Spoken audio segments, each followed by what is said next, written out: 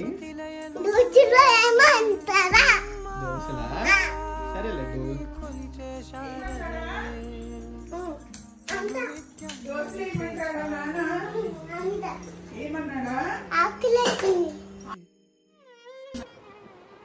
నేను అమ్మను కదా, నువ్వు ఎప్పుడు అక్కడి నుంచి నాతోనే తిన్నావు.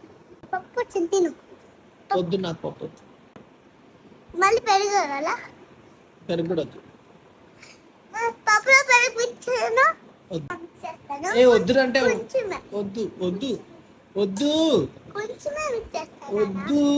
కొంచెమే నీకు అలా కలుపుకొని తిన్నావంటే నీకు చాలా బలం వస్తుంది. నాకు వద్దు. నాన్న నువ్వు తింటావు కదా రోజు పెరుగు.